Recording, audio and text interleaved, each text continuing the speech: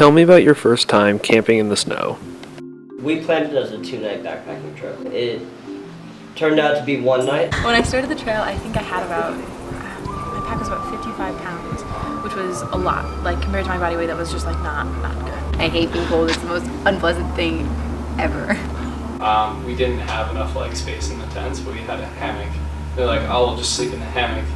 And they slept in there and woke up like at 3 in the morning, like freezing because like there's so much wind going under it. I got horrible sleep.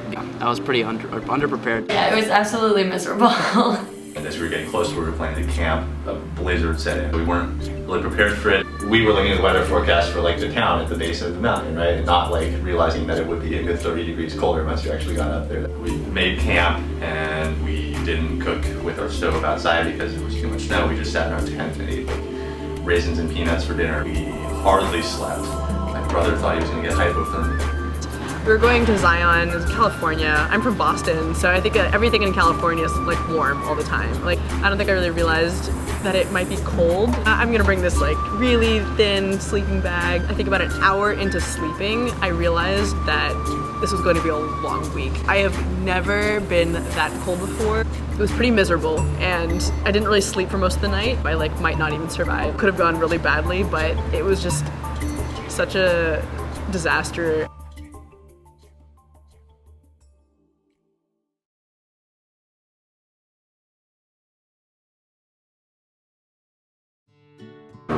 This is really cool. Wow. Yeah, it's been so helpful. During the trip, we were definitely trying to figure out, and in time, like as we were going, like what we would need to do and where we could stay and like which entrances to go into. And this gives you like all the versatility and like self-dependence that we would need.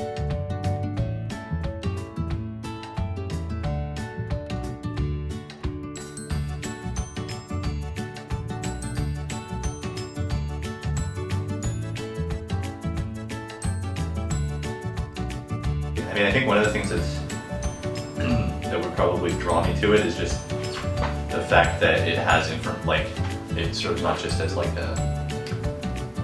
you should be more prepared and like bring these things, but it's also like a helpful guide in terms of like what is the trail like, what are activities you should do. Like it sort of feels like an all-in-one type of thing. That's really smart. And I love too under current trips how it lets you see the other activities in the area. Like if you're hiking, you could also like go kayaking or something like that. That's awesome. You can look at your past trips, it looks like. And you can journal too.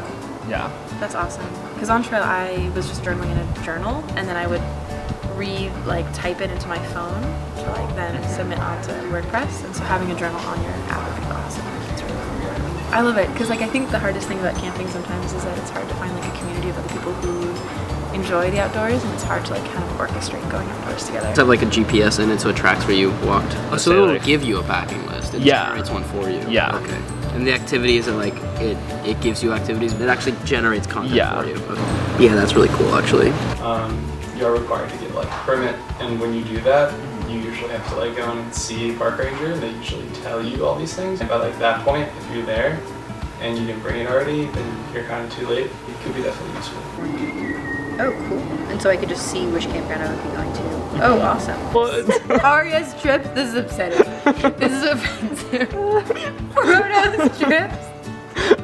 He went camping. I think this would make it a lot easier for me to figure out where and what. Yeah. And all the questions that I don't know how to